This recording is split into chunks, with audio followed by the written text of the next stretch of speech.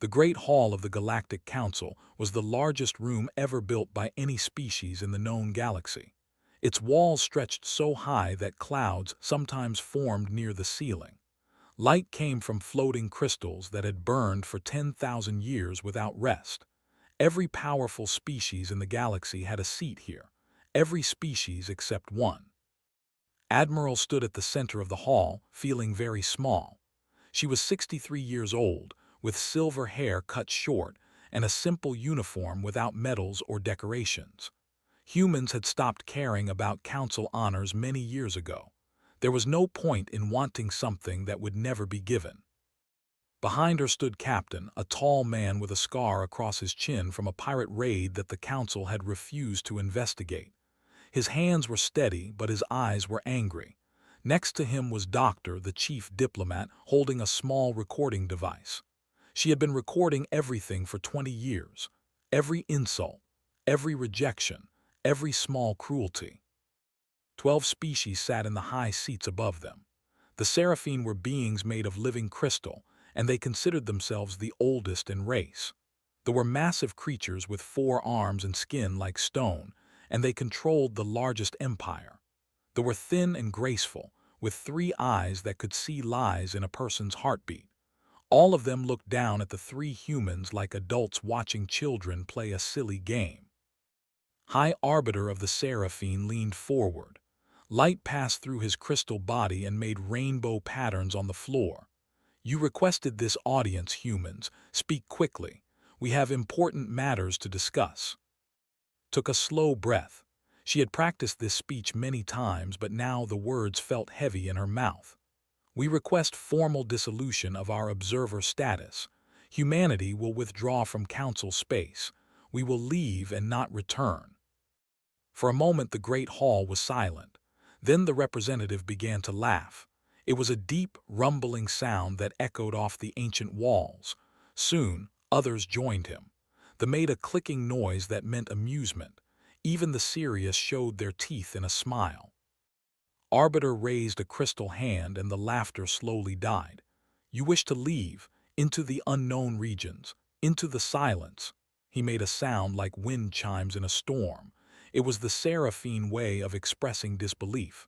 Nothing survives in the silence. No probe has ever returned. No ship has ever sent a signal back. "We know," said simply. "Then you know you will die." Did not answer. She had stopped explaining things to the council years ago. They never listened anyway. For 300 years, humanity had tried to join galactic society. They had followed every rule, signed every treaty, and asked politely for the same rights that other species enjoyed. They had been refused every time. Trade agreements went to other species. Border expansions were. When pirates from space raided human colonies, the council said there was no evidence. When human scientists made discoveries, council journals refused to publish them. Humanity had been given 3 small star systems in a poor corner of the galaxy. They were told to be grateful. They were told to be patient. They were told that maybe, in another 1,000 years, they might be considered for junior membership. Captain had once asked an old diplomat why humans were treated this way. The had looked at him with all 3 eyes and said, "Because you are small, because you are brief, because you do not matter." Had never forgotten those words. Arbiter waved a dismissive appendage. "Very well, the council accepts your withdrawal. You may collect your people and leave. The border beacons will be reset to exclude human vessels permanently." He paused, and something like a smile formed in his crystal features. "The void will not miss you." Doctor's recording device captured everything. The laughter that followed. The casual way the council returned to other business before the humans had even left the room. The representative who said, loud enough to be heard, "They will come crawling back within a generation, assuming any survive that long," turned and walked out of the great hall. She did not look back, and followed her in silence. That night the human fleet departed. 12,000 ships of all sizes. 40 million people who had packed their lives into containers and cargo holds. Old people who remembered Earth from stories their grandparents told. Children who had never known any home but the cramped stations of their three systems. The fleet moved past the border beacons, and the lights of Council space faded behind them. Ahead was only darkness, the silence, the place where nothing returned. On the bridge of the flagship, stood at the window and watched the stars. Joined her after a while. I recorded everything, she said quietly, every word, every laugh. Good, said. I should know. They should remember what we endured, not for revenge, just so they understand why we left. Do you think we will survive? Was quiet for a long time. Behind them, the lights of the fleet stretched across the darkness like a river of stars. 40 million people trusting her to lead them somewhere better. I do not know, she finally admitted, but I know we could not stay. We could not spend another century begging for scraps from their table. She turned to face. Whatever is out there in the silence, at least it will be ours. At least we will face it standing up. The fleet flew on into the darkness. Behind them, the council celebrated with a feast that lasted 3 days. They toasted to the departure of the troublesome humans. They made jokes about primitive species who could not accept their place. They did not know that they had just made the greatest mistake in galactic history. 200 years passed in the galaxy. Empires rose and fell. Wars were fought and forgotten. And slowly, humanity became nothing more than a story that parents told their children. Be good, they would say, or you will end up like the humans, lost in the silence forever. The Council removed humanity from their records.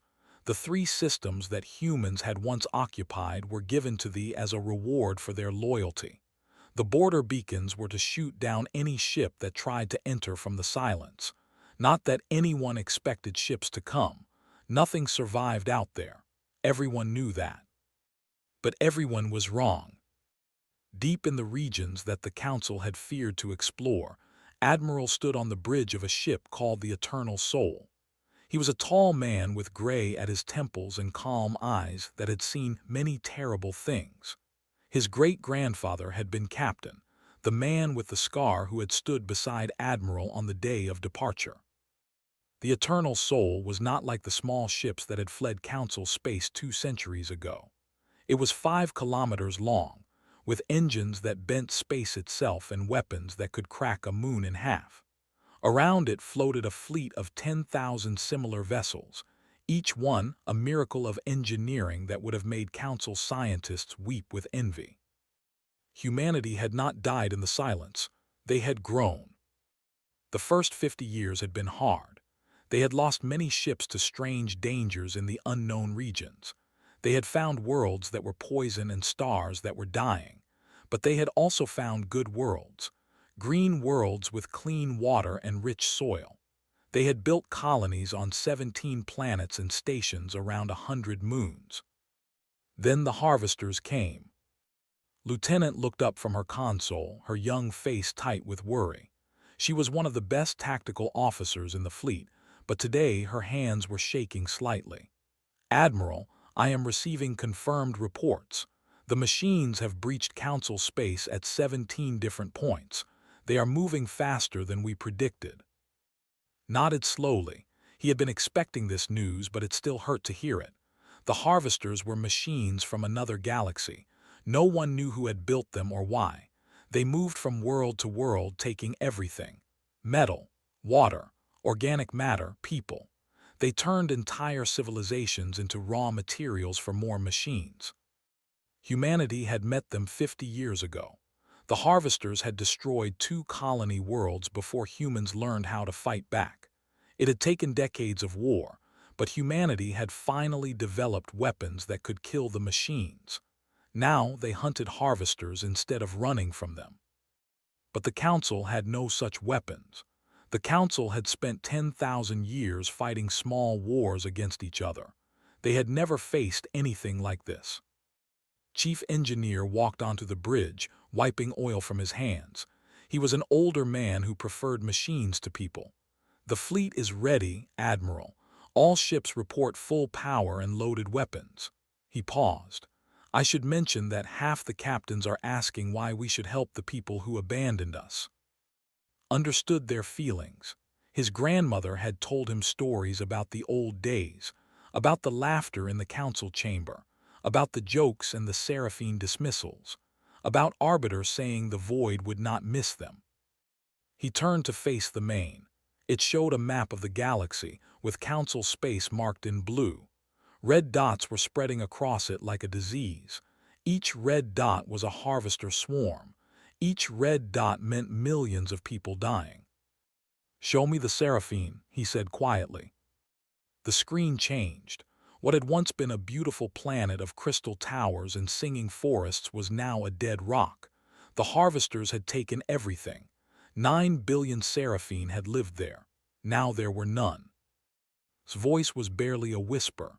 "They are all dead, Admiral, the entire species. The machines processed them in 6 hours. The bridge was silent.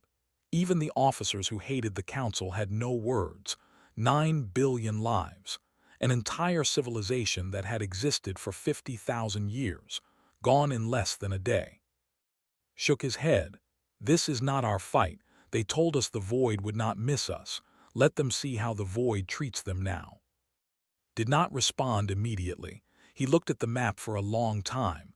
The red dots were spreading. The empire was falling. They were fleeing their worlds. They were sending distress signals that no one could answer. His grandmother's voice echoed in his memory. She had told him something important before she died. "We carry our pain," she had said, "but we do not let it make us cruel. That is what separates us from them." Made his decision. "Set course for council space," he ordered. "Maximum speed." Stared at him. "Admiral, they abandoned us. They laughed at us. They said we would die." "I know," his voice was steady, "but we are not them, we never were, and we will never become them." He looked around the bridge at his officers. "Our ancestors left council space with nothing but hope. They built everything we have from empty darkness. They could have become bitter. They could have taught their children to hate, but they chose differently. They chose to be better." He pointed at the map, at the spreading red dots of death. "Those are people dying, not council members, not politicians who laughed at us, just people, families, children. They did nothing wrong except be born into a civilization that made bad choices." His voice hardened. "And we do not punish children for their parents' mistakes." One by one the officers nodded. Some still looked angry, some looked sad, but all of them understood. The fleet turned toward council space. 10,000 ships, carrying weapons that could kill gods, coming to save the people who had thrown them away. The silence was finally going to speak. The human fleet arrived at the edge of council space on a day that would be remembered forever. 10,000 ships appeared from the darkness like ghosts returning from the dead. The border beacons that had been programmed to destroy human vessels 2 centuries ago tried to fire. The human ships disabled them with a single pulse of energy, almost casually, like brushing away dust. Commander led the first ground team to the council.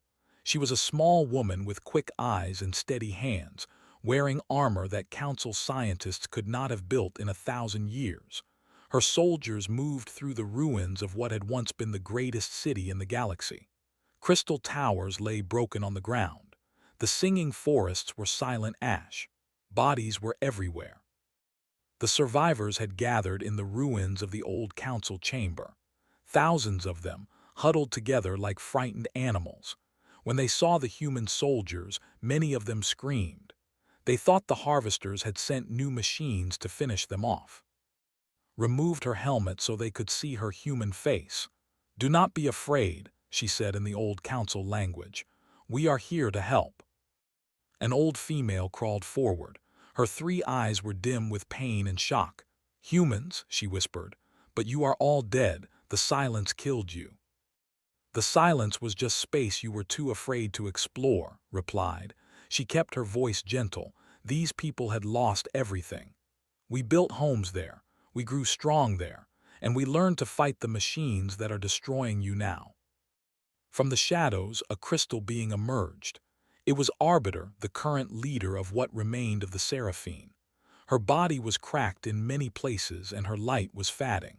She was dying slowly, like a lamp running out of oil. "I do not understand," said. Her voice was like broken glass. "We sent you away. We laughed at you, said the void would not miss you." She looked at the human soldiers, at their advanced weapons and impossible armor. "Why would you help us?" Before could answer, the sky lit up with fire. Everyone looked up to see the battle beginning in space. Human ships were engaging the harvester swarms. Weapons that burned brighter than stars tore through machine armor. Human pilots flew with a skill and courage that made the watching council survivors weep. Doctor arrived with the second wave of ground teams. She was the great-great-granddaughter of Doctor, and she carried the same recording device that had captured the council's laughter 200 years ago.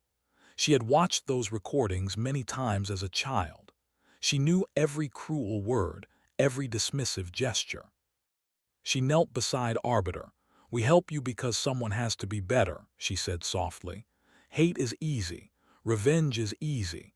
But our ancestors did not cross the silence just to become a different kind of cruel." His cracked form trembled. "We killed your people. Our refusal to help during the pirate raids. Our denial of medicine during the plague on your second colony. We killed thousands of humans through our indifference." "Yes," agreed, "you did." "Then how can you forgive us?" Was quiet for a moment. Above them, a harvester ship exploded in a ball of fire. Human soldiers were setting up defensive positions around the survivors. Medical teams were treating the wounded. "Forgiveness is not what we offer," finally said. "Forgiveness is something you must find for yourselves. What we offer is help.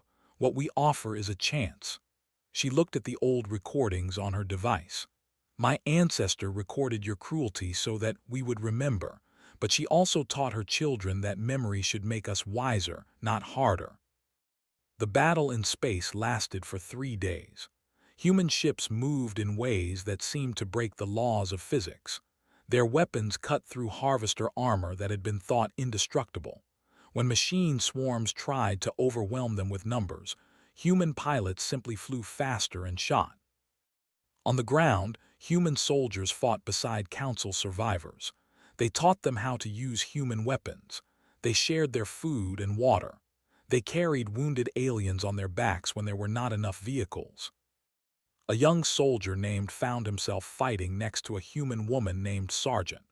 He had grown up hearing stories about the pathetic humans who had been too weak to survive in the galaxy. Now he watched kill 7 harvester drones in less than a minute, moving with a speed and precision that made him feel clumsy. "You are nothing like the stories said," he admitted during a quiet moment. Reloaded her weapon. "The stories were wrong about many things." She looked at him with eyes that held no hatred, only tired determination. "Maybe one day someone will tell better stories." When the battle ended, the harvesters had been pushed back. Council space was in ruins, but it was no longer falling. Human ships formed a defensive line across the most damaged sectors. Human soldiers began the long work of search and rescue. Commander stood in the remains of the old council chamber where Admiral had once asked to leave. The high seats were broken. The floating lights had fallen, but survivors were being gathered, wounds were being treated, and hope was returning. Arbiter approached her slowly. "What happens now?" she asked. Looked up at the sky where human ships still patrolled. "Now we fight together," she said. "Now we teach you what we learned in the silence, how to build, how to survive, how to hope." "And after that?" Smiled, but it was a sad smile. "After that, we try to build something better than what came before, a galaxy where no one is thrown away, where no one is told they do not matter." She paused. "That was always the dream. That was why our ancestors left. They wanted to find a place where they could matter." Was silent for a long time. Finally, she spoke. "We were fools," she said, "the greatest fools in the history of the galaxy." "Yes," agreed gently, "but fools can learn. That is the whole point of being alive." The war against the harvesters lasted 3 terrible years. Every day brought new battles, new losses, new moments of courage and sacrifice. Human soldiers died beside council soldiers. Human ships burned beside council ships. Slowly, painfully, the tide began to turn. General commanded the final assault on the last harvester stronghold. He was a quiet man who rarely smiled, but his soldiers loved him because he never asked them to do anything he would not do himself. When the last machine fell, when the last signal went silent, he stood among the wreckage and felt nothing but exhaustion. 400,000 human soldiers had died in this war. 400,000 people who had crossed the silence with their ancestors, who had built lives in the unknown regions, who had come back to save people who had once thrown them away. The Council had lost far more, billions of lives, entire species reduced to a few thousand survivors. Worlds that had been green and beautiful were now gray and dead. The old empires were gone.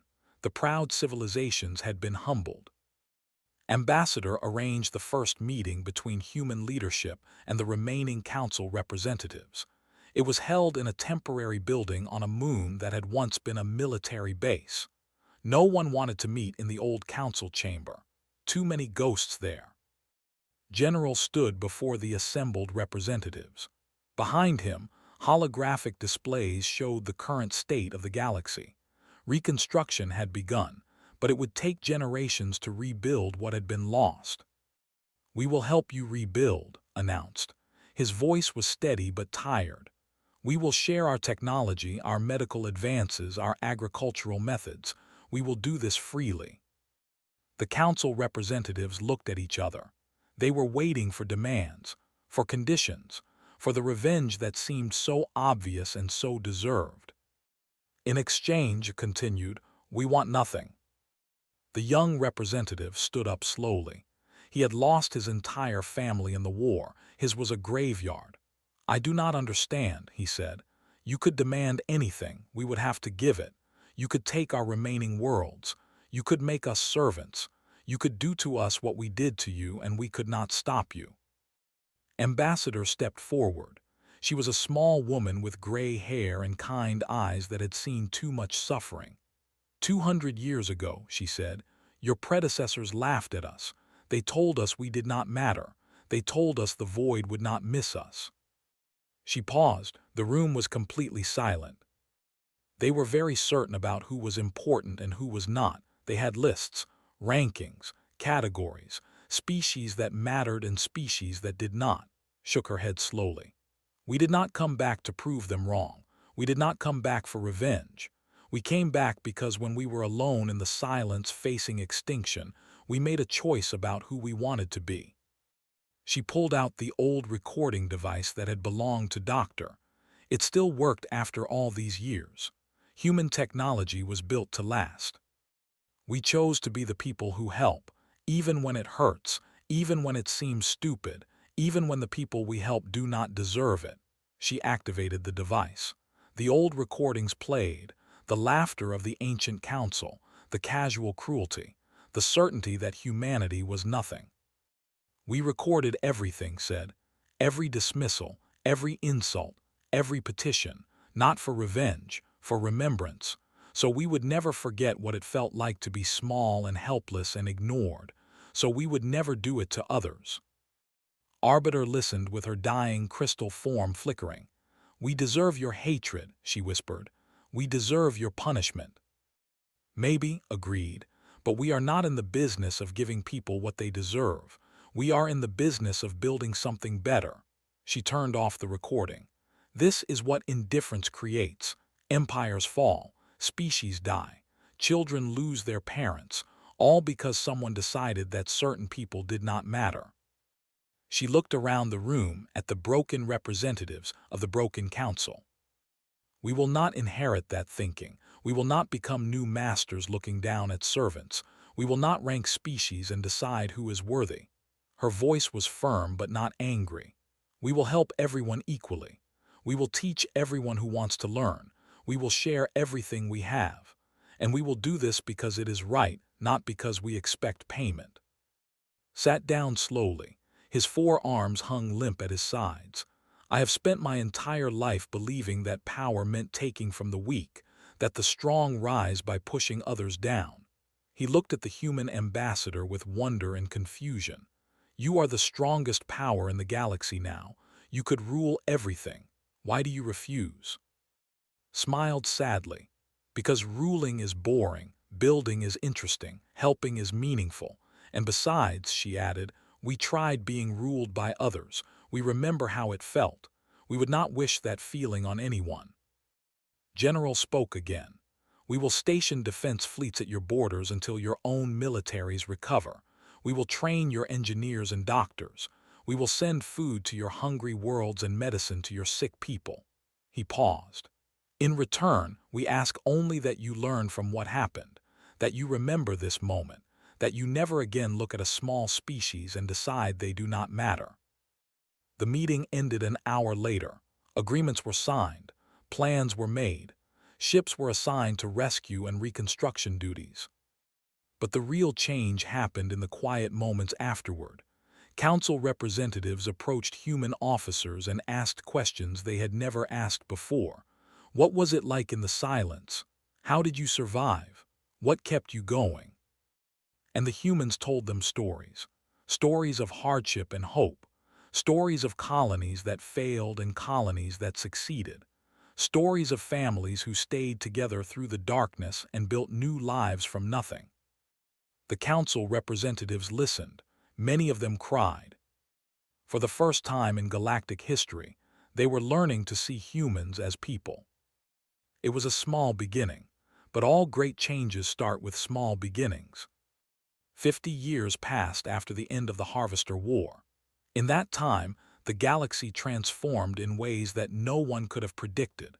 New cities rose on dead worlds. New forests grew where ashes had been. Children were born who knew the war only from history lessons. The council still existed, but it was different now. 23 species held seats instead of 12. The high chairs had been removed, replaced with a round table where everyone sat at the same level. A human suggestion, quietly adopted. No one looked down on anyone else. Elder represented humanity at the anniversary ceremony. She was 92 years old, a veteran of the early battles, named for the admiral who had led humanity's departure so many centuries ago. Her hair was white and her steps were slow, but her mind was sharp and her voice was strong. The rebuilt council chamber was filled with representatives from every species in the galaxy. They sat beside the shared drinks with species they had once conquered, and everywhere humans moved among them as friends and partners. When my great-great-grandmother left this chamber, said, she carried no hatred, only sorrow, sorrow that the galaxy she had hoped to join had no place for her people. The representatives listened in complete silence. For the younger ones, the old recordings were just history. For the survivors, they were wounds that still ached on cold nights. Humanity did not survive the silence through strength alone, continued. We survived because we refused to become bitter. In the darkness between stars, we built schools. We built hospitals. We built families. We held on to hope even when hope seemed foolish. She paused and looked around the room. We decided that our exile would not define us. We decided that cruelty would not change us. We decided that if the galaxy would not give us a place, we would build our own place. And we decided that if we ever got the chance, we would be better than those who hurt us. Speaker rose from his seat. He was old now, the eldest statesman of the people. His forearms were weaker than they had once been, but his voice still carried across the chamber. For 300 years, he said, my people taught that humanity was a cautionary tale, a primitive species that could not accept its place. We told our children that humans were foolish and weak. We laughed at their short lives and their small ships. He paused. Shame was heavy in his voice. We know now that we were the primitives, primitive in empathy, primitive in vision, primitive in basic decency. He turned to face Elder. You asked for nothing when you saved us. You demanded no apologies, no payment, no acknowledgement. You simply helped because help was needed. He bowed his massive head, a gesture of deep respect in culture. On behalf of my people and every species that failed yours, we are sorry. We were wrong, and we will spend the rest of our existence trying to be worthy of your mercy. Smiled, a gentle expression that had comforted many people over her long life. We do not want your guilt, she said. Guilt is a heavy burden that helps no one. We want your future. We want you to help us build something that has never existed before. A galaxy where no child is told they do not matter. A galaxy where no species is thrown away. A galaxy where everyone has a chance. She gestured to the window, where the stars shone in the endless darkness. That is what our ancestors dreamed of when they flew into the silence. Not revenge, not power, just a fair chance, just basic dignity. They did not get it in their lifetime, but maybe together we can build it in ours. The ceremony continued with speeches and songs and memories. Old veterans from both sides shared stories of the war. Young people asked questions about a time that seemed ancient to them. Food was shared, tears were shed, friendships were made. At the end of the ceremony, a new tradition took place. It had started on a small human colony 20 years ago and had spread across the galaxy. Every representative spoke a single phrase in humanity's oldest surviving language. We remember, so we become better. The words echoed through the rebuilt chamber. Different voices, different accents, different species, but the same meaning. Outside, human ships still patrolled the borders of the galaxy. They answered every distress call. They welcomed every refugee. They helped every species that asked for help and many that did not ask. Elder stood at the window and watched the ships move through the darkness. She thought about her grandmother, who had told her stories about the old days, about the day humanity left, about the laughter and the cruelty and the long years in the silence. A young diplomat approached her quietly. Her name was, and she was only 30 years old, born long after the war. Elder, may I ask you something? Of course, child. Hesitated. The old recordings, the ones that show my ancestors laughing at yours, do you ever watch them and feel angry? Do you ever wish you had taken revenge when you had the chance? Was quiet for a long moment, then she shook her head. When I was young, I felt angry sometimes, but my grandmother told me something that I never forgot. She said that anger is like holding a hot coal. You can throw it at someone else, but you will burn yourself in the process. She turned to face the young. Revenge would have felt good for a moment, but then we would have become just like the people who hurt us. We would have proven them right about us. Instead, said slowly, you proved them wrong. We proved ourselves right, corrected gently, about who we wanted to be, about what kind of civilization we wanted to build. That is the only thing that matters in the end, not what others think of you, not what others do to you, only what you do and who you become. She looked out at the galaxy, at the stars that had once seemed so hostile and now seemed full of possibility. They allowed us to leave in silence, she said. They thought we would die, they thought we were nothing. A small smile crossed her old face. But we carried something with us that they did not understand. Hope, kindness, the belief that tomorrow can be better than today. Those things are stronger than any weapon, stronger than any empire, stronger than any cruelty. Nodded slowly. The council lives in regret now. Every day they remember what they did. Good, said, not because we want them to suffer, but because memory is how we learn, how we change, how we become better. She placed a gentle hand on the young's shoulder. The past cannot be changed, but the future is ours to write. Make it a good story, make it one you will be proud of. The ceremony ended. The representatives returned to their worlds. The galaxy continued to heal. And somewhere in the darkness between stars, the descendants of those first human ships still flew, still explored, still hoped. They had been allowed to leave in silence. They had returned with grace. And the galaxy would never forget.